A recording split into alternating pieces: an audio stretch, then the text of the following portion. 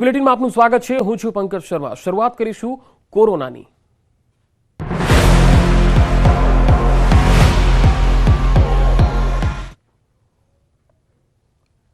ગુજરાત સહિત દેશમાં કોરોનાએ રફતાર પકડી છે। ગુજરાતમાં કોરોનાના નવા 14 કેસ નોંધાયા છે।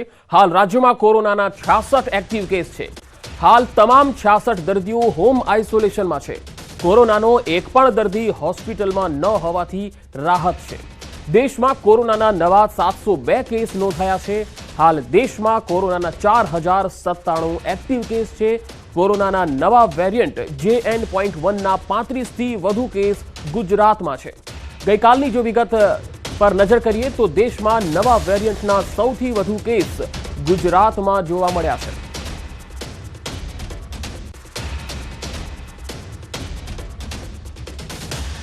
તો ગુજરાતવાસીઓ હવે સાવધાન થઈ જજો। ગુજરાતમાં કોરોનાના નવા વેરિયન્ટ JN.1નું સંક્રમણ વધતું જઈ રહ્યું છે। ગુજરાતમાં ગઈકાલે JN.1 વેરિયન્ટના 36 કેસ નોંધાયા। JN.1 વેરિયન્ટના સૌથી વધુ કેસ ગુજરાતમાં નોંધાયા। ગુજરાતમાં JN.1 વેરિયન્ટે ચિંતા વધારી છે। ગુજરાત સહિત દેશમાં કોરોનાના કેસ વધી રહ્યા છે। અમદાવાદમાં કોરોનાના 42 એક્ટિવ કેસ છે। શહેરમાં 8 નવા કેસ નોંધાતા તંત્ર પણ એલર્ટ બની ગયું છે। અમદાવાદ કોર્પોરેશન સંચાલિત અર્બન હેલ્થ સેન્ટરોમાં ટેસ્ટિંગની પ્રક્રિયા હાથ ધરવામાં આવી છે। કોરોના અને JN.1ના કેસ વધતા સાવધાનીની જરૂર છે। અમદાવાદમાં કોરોનાથી એક મહિલાનું મોત થયું હતું।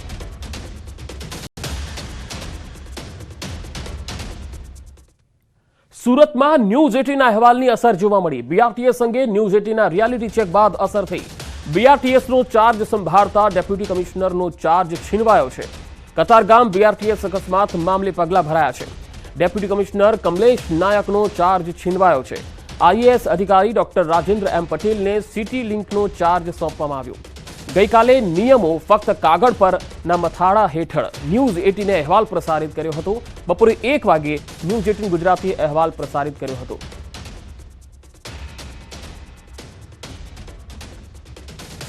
વધુ માહિતી સાથે સંવાદદાતા કીર્તેશ પટેલ સુરતથી જોડાયા છે। કીર્તેશ, અકસ્માતો જે થઈ રહ્યા છે સુરતમાં તેમાં બ્રેક લાગે તે ખૂબ જરૂરી છે, ત્યારે ન્યૂઝ 18ના અહેવાલની અસર જોવા મળી, શું વધુ વિગત?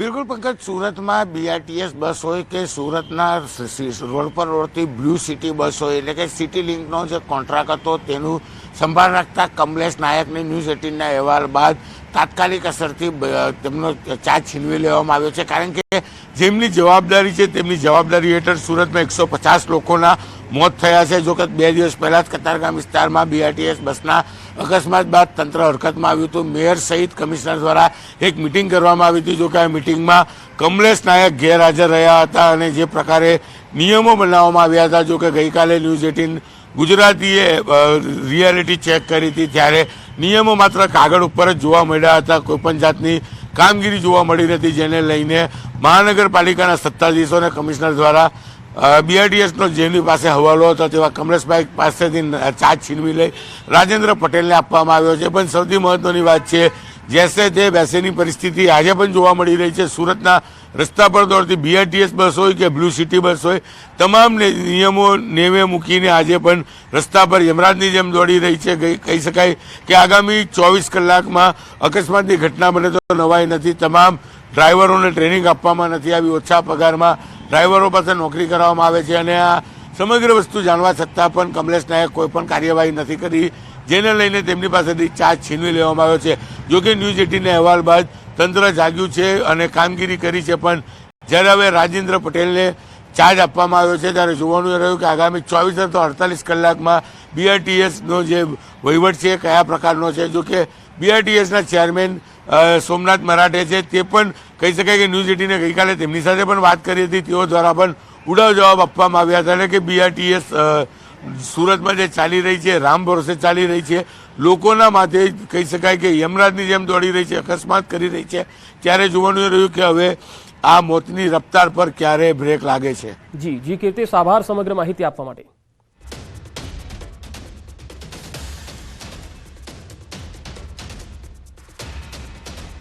અંધશ્રદ્ધાનું ધૂળતું ભૂત આધુનિક યુગમાં પણ ડાકણનો વહેમ આ ડાકણનો વહેમ રાખી સગીરા સહિત 5 મહિલાને માર માર્યો. ભુવાએ સાંકળથી માર માર્યો હોવાનો આરોપ લાગ્યો છે. તાપીના વાડોલ તાલુકાના અંધાત્રી ગામનો આ બનાવ છે, જ્યાં આરોપ લાગ્યો છે કે વાલોડ તાલુકાના બુહારી ગામનો ભુવો અને તેમની સાથે અંધાત્રીના બની બેઠેલા ચેલાને પૂજા વિધિ માટે ભેગા થયા, જ્યાં 15 વર્ષની બીમાર સગીરા અને માતા અને બીજી 3 યુવતી સાથે આ અત્યાચાર ગુજારવામાં આવ્યો. આક્ષેપ છે કે ભુવાએ તેમને કહ્યું કે તમારા શરીરમાં ડાકણ છે અને તે બાદ સાંકળથી માર માર્યો. ઢોર મારને કારણે સગીરાની આંખ અને પીઠના ભાગે ઈજા થઈ. આ બનાવ અંગે વાલોડ પોલીસ મથક પર 4 મહિલાઓ પહોંચી ગઈ, જો કે બાદમાં બંને પક્ષોને બોલાવી સમાધાન થયું હોવાની ચર્ચા છે.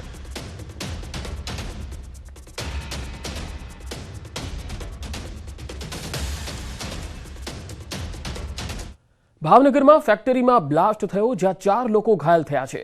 સિહોર જીઆઈડીસીમાં એમડી રુદ્રા નામની ફેક્ટરીમાં વિસ્ફોટ થયો. મોડી રાત્રે ફેક્ટરીમાં વિસ્ફોટ થયો હતો અને આ વિસ્ફોટને પગલે 4 કામદારો ઘાયલ થયા. હાલમાં ઘાયલોને ભાવનગરની સરટી હોસ્પિટલમાં ખસેડાયા છે. મોડી રાત્રે વિસ્ફોટ થયો હતો, 4 લોકો ઘાયલ થયા છે. વિસ્ફોટને પગલે 4 કામદારો ઘાયલ થયા છે, જેમને હોસ્પિટલ ખાતે લઈ જવાયા છે. સિહોર જીઆઈડીસીમાં મોડી રાત્રે ફેક્ટરીમાં વિસ્ફોટ થયો હતો. એમડી રુદ્રા નામની આ ફેક્ટરી છે, જ્યાં વિસ્ફોટ મોડી રાત્રે થયો.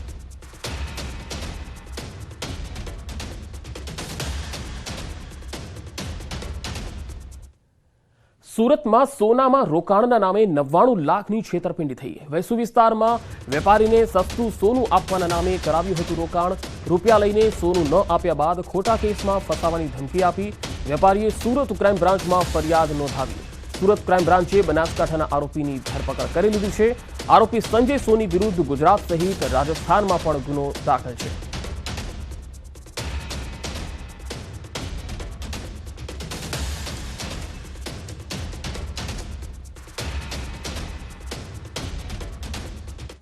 સુરતમાં 30 વર્ષીય બેંક કર્મચારીની આપઘાત.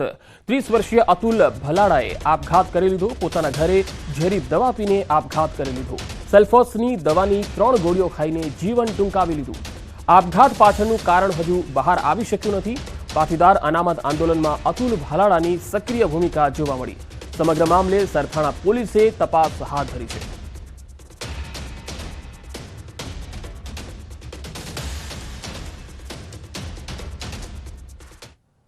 અમદાવાદ ક્રાઇમ બ્રાન્ચે આંતરરાજ્ય ચોરીની ઘટનામાં 2 આરોપીની ધરપકડ કરી છે. આરોપીઓ ફ્લેટોને ટાર્ગેટ કરી ચોરીને અંજામ આપતા હતા. મણિનગર સેટેલાઇટ સિવાય આરોપીઓએ બેંગ્લોર, દિલ્હી સહિત અનેક રાજ્યોમાં ચોરીની ઘટનાને અંજામ આપ્યો. આરોપીઓ વિરુદ્ધ સંખ્યાબંધ ગુના નોંધાયેલા છે. ક્રાઇમ બ્રાન્ચે બાતમીના આધારે આરોપી અકબર ઉર્ફે ફિરોજ અને રમેશ રાજપૂતની ધરપકડ કરી છે. આરોપીઓની તપાસ દરમિયાન વધુ ગુનાના ભેદ ઉકેલાઈ શકે છે.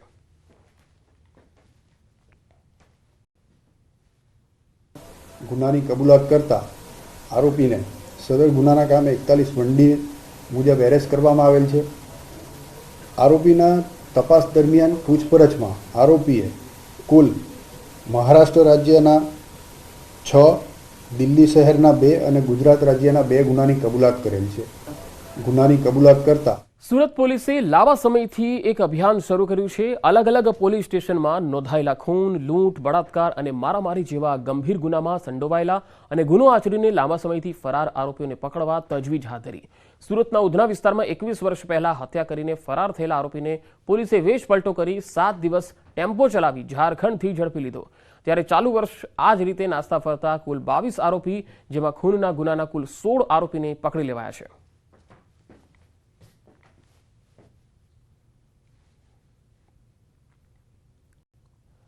સુરતમાં લાંબા સમયથી ચોરીની ઘટનાઓ સતત વધી રહી છે અને તેમાં પણ મહિલા ગેંગ સક્રિય બની રહી છે.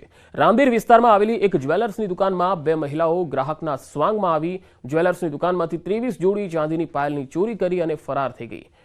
જે બાદ દુકાનદારે ફરિયાદ કરતા સીસીટીવીના આધારે મહિલાઓને ઝડપી 60,000ની ચોરીનો મુદ્દામાલ કબજે કરાયો છે.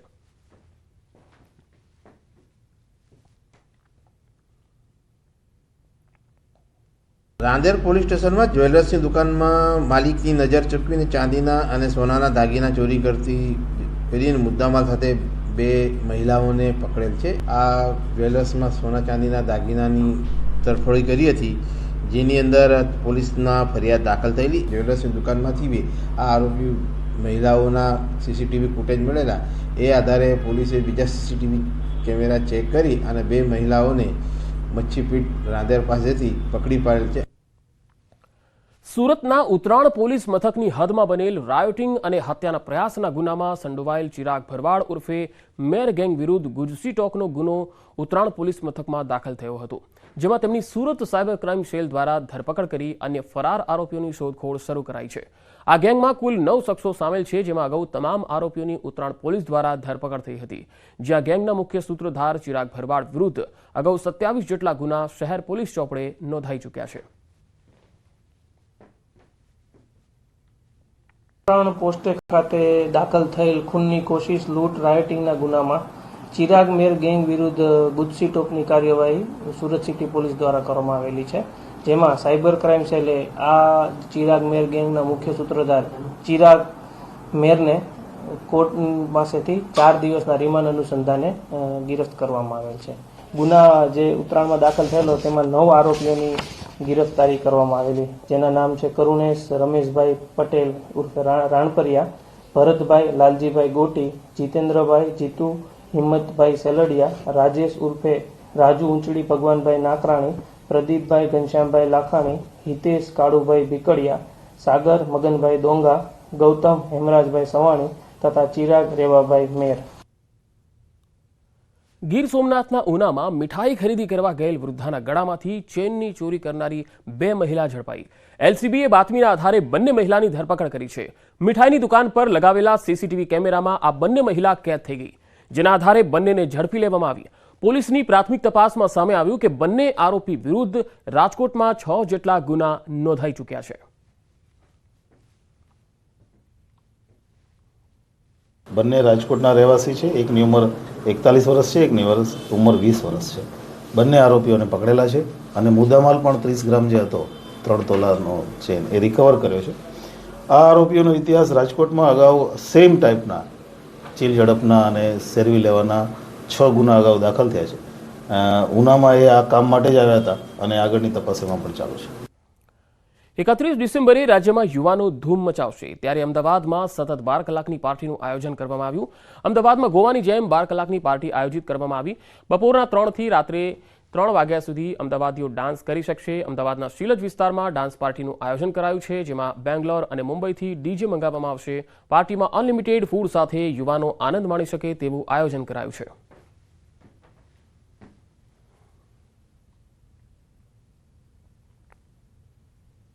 ન્યૂ યર સેલિબ્રેશનના પ્લાન બધાના અલગ અલગ છે અને મોટા ભાગે તમામ અમદાવાદીઓ આ વખતે ડાન્સ પાર્ટીને લઈને સૌથી વધારે ક્રેઝી જોવા મળે છે. એવામાં 12 કલાક એક પાર્ટી ચાલવાની છે અને એ પણ અમદાવાદમાં. સાંભળીને થોડી નવાઈ લાગશે, પરંતુ 12 કલાક અમદાવાદમાં ડાન્સ પાર્ટી ચાલશે અને તમામ લોકો મસ્તી કરી શકે, ડાન્સ કરી શકે તે માટે અરેન્જમેન્ટ કરવામાં આવ્યું છે. અમદાવાદના શીલજ વિસ્તારની અંદર આ પ્રકારનું આયોજન કરવામાં આવ્યું છે અને આયોજન કરતા મારી સાથે છે, તેમની સાથે વાત કરીશું. આકાશ, આ આયોજન છે 12 કલાકની પાર્ટીનું. સૌથી પહેલા ભારતના કયા રાજ્યમાં આયોજન કરવામાં આવ્યું હતું, તેના પરથી આપને કોન્સેપ્ટ મળ્યો? આપણે કોન્સેપ્ટ એકચ્યુઅલમાં કેવું હતું કે ગોવામાંથી જ મળ્યો કે ગોવામાં લોકો 12 કલાક ને 15 કલાક એક સાથે પાર્ટી કરતા હોય છે, તો આપણી પબ્લિક અહીંયાથી ત્યાં જાય છે અને ત્યાં જઈને પાસ ખરીદે છે. તો અમે એવું વિચાર કર્યો કે આ અમદાવાદમાં આપણે એવું પ્લાનિંગ કેમ ના કરીએ કે અહીંયા 12 કલાક આપણે પ્લાન કરીએ અને અહીંયા 12 કલાકનું આપણે પાર્ટીનું આયોજન કરીએ. તો અમને પ્લાનિંગ એવું લાગ્યું કે આ વખતે અહીંયા આપણે અમદાવાદમાં કરીએ અને અમદાવાદથી થોડુંક દૂર કે જ્યાં રેસિડેન્ટ ના હોય, કોઈ હોસ્પિટલ ના હોય, કોઈ સ્કૂલ ના હોય, તો એવી જગ્યાએ આપણે પ્લાન કરીએ કે જ્યાં આપણે કંઈ થાય નહીં અને કોઈને ડિસ્ટર્બન્સ પણ ના આવે. અમદાવાદીઓ તો ઓલરેડી મતલબ ક્રેઝી હોય છે અને એ પ્રકારનો એનર્જેટિક માહોલ આપણે નવરાત્રિમાં પણ જોતા હોઈએ છીએ અને આ વખતે નવરાત્રિ પણ લોકોએ એ રીતે જ એન્જોય કરી છે.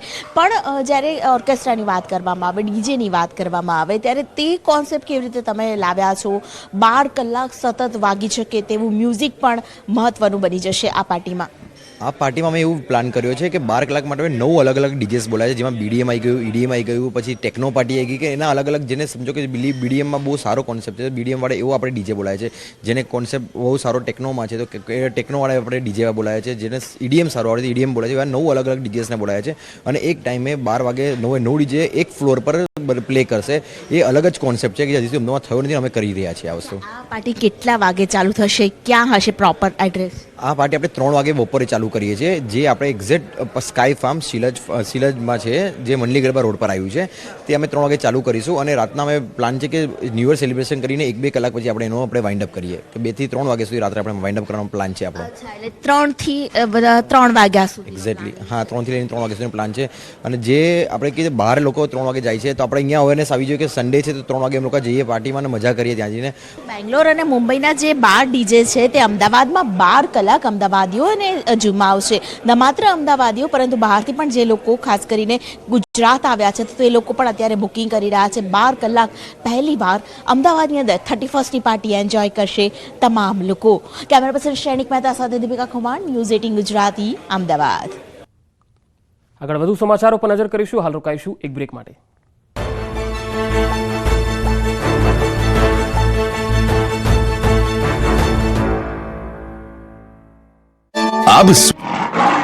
ખુખાર દીપડાની હાજરીથી રાજકોટ વાસીઓમાં ફફડાટ. 10 દિવસથી લટાર મારી રહ્યો છે દીપડો. ખેડૂતો અને પશુપાલકોને તકેદારી રાખવા અપીલ. રાજકોટ શહેરમાં દીપડો હોવાની વન વિભાગની કબૂલાત સાથે જે નક્કી થઈ ગયું છે કે રાજકોટમાં દીપડાની હાજરી છે. છેલ્લા 11 દિવસથી દીપડો વન વિભાગના અધિકારીઓને હાથ તાળી આપી રહ્યો છે. ખૂંખાર દીપડાને પકડવા માટે વન વિભાગના અધિકારીઓ દ્વારા દિવસે અને રાત્રે અલગ અલગ 6 ટીમો દ્વારા પેટ્રોલિંગ કરવામાં આવી રહ્યું છે. દીપડાના આટાફેરાની ચર્ચાથી રાજકોટવાસીઓની ઊંઘ હરામ થઈ ગઈ છે. જોકે ખોટી અફવાઓ ન ફેલાવવા અને તકેદારી રાખવા માટે તંત્ર દ્વારા સૂચના આપવામાં આવી છે. વાગુદડ, મુંજકા, યુનિવર્સિટી, કણકોટ, કૃષ્ણનગર સહિતના વિસ્તારોમાં દીપડાના ફૂટપ્રિન્ટ જોવા મળ્યા છે. થોડા દિવસ પહેલા રાજકોટની ભાગોળે આવેલા વાગુદડ ગામે દીપડાએ મારણ કર્યું હતું. અહીં બગીચા પાસે જ દીપડાએ મારણ કર્યું. વાગુદડ ગામની સીમમાં ખેતર પાસે ભૂંડ પર દીપડાએ હુમલો કર્યો. આ વિસ્તારમાં પણ વન વિભાગના અધિકારીઓએ દીપડાની શોધખોળ હાથ ધરી.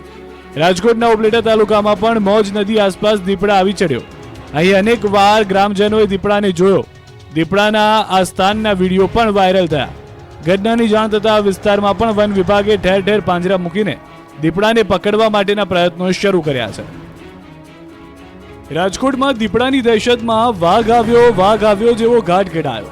શહેરના રામનગરમાં મંગળવારે દીપડો આવ્યાની વાત વાયુ વેગે પ્રસરી. વિવિધ મીડિયામાં માધ્યમોમાં સ્થાનિકોએ પણ દીપડાની દહેશતનો દાવો કર્યો.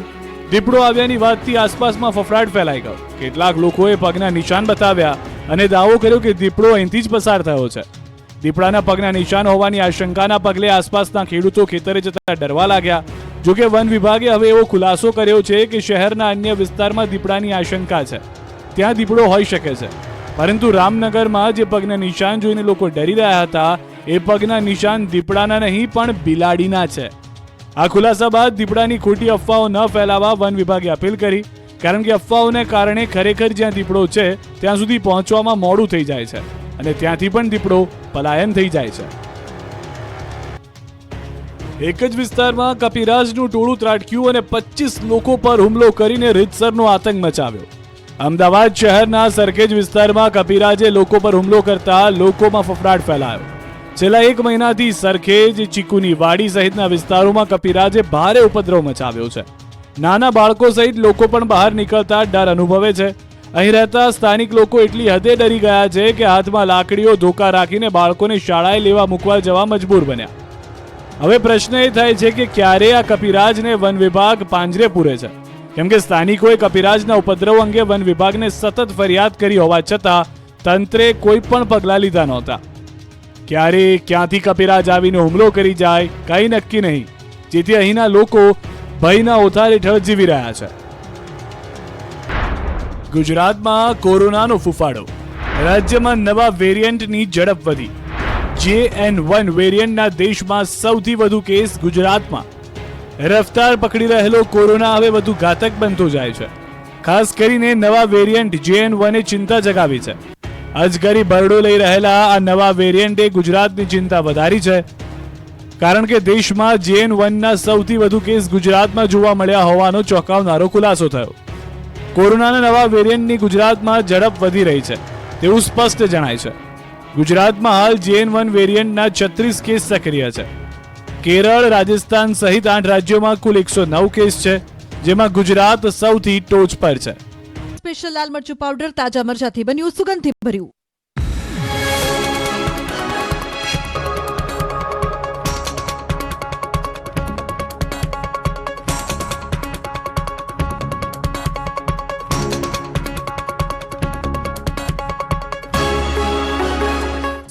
ગુજરાત સ્પેશિયલ લાલ મરચું પાવડર તાજા મરચાથી બન્યું સુગંધથી ભર્યું.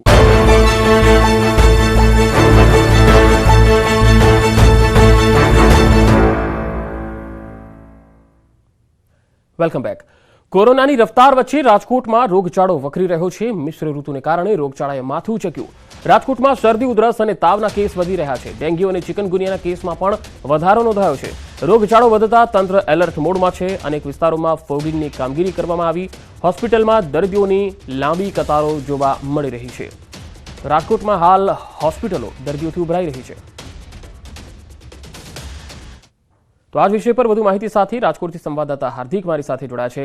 હાર્દિક, રાજકોટમાં કયા કયા રોગોના સૌથી વધારે કેસ આવી રહ્યા છે? ચોક્કસથી પંકજ, જે છે રાજકોટમાં ડેન્ગ્યુના ડર વચ્ચે જે છે ખાસ કરીને ઝાડા ઉલટી અને શરદી ઉધરસના કેસમાં નોંધપાત્ર ઉછાળો આવ્યો છે.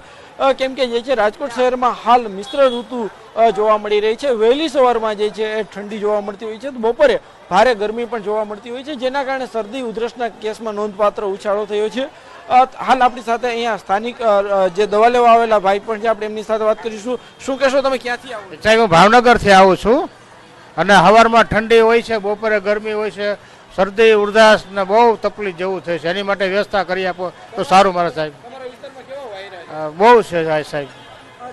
પંકજ, જે રીતના હાલ અહીંયા જે દવા લેવા આવતા લોકો પણ જણાવી રહ્યા છે કે અત્યારે જે છે અલગ અલગ વિસ્તારોમાં શરદી ઉધરસના ભારે વાયરા છે અને એમના કારણે જે છે દર્દીઓને જે લોકોને ભારે તકલીફ પડી રહી છે. અત્યારે સિવિલ હોસ્પિટલ બહાર પણ દર્દીઓની ભીડ જોવા મળી રહી છે.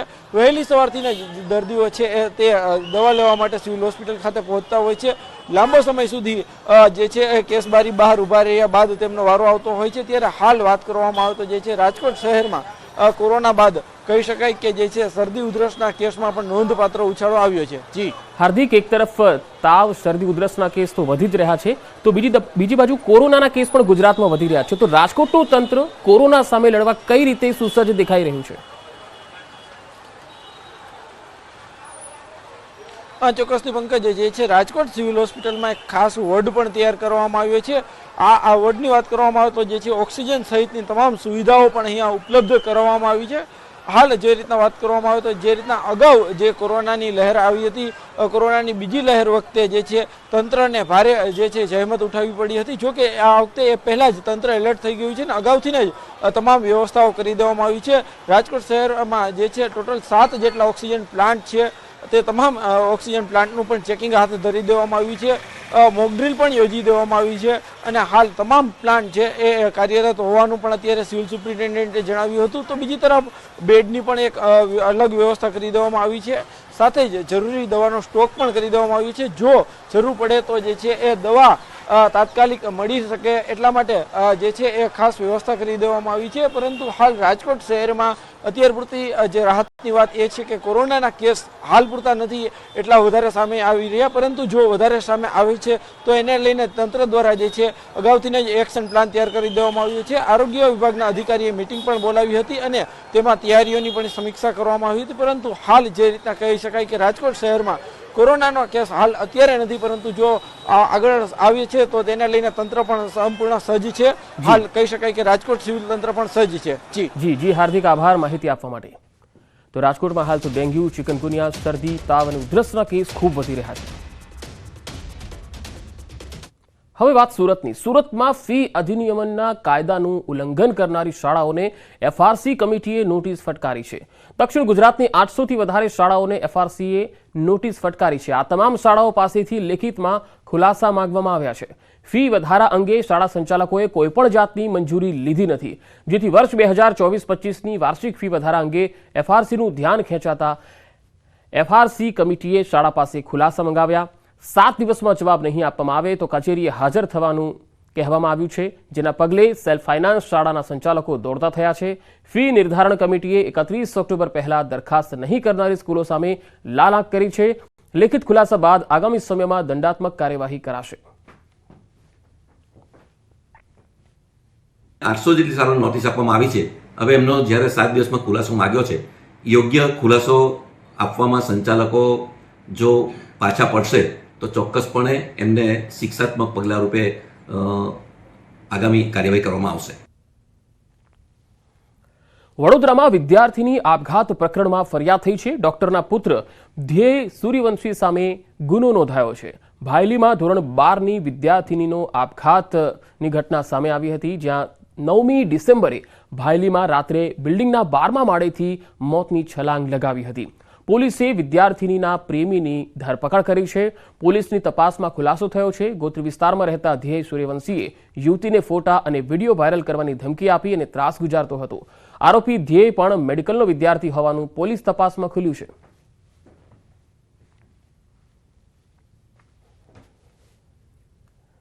તો આ બુલેટિનમાં અત્યારે આટલું જ. નમસ્કાર.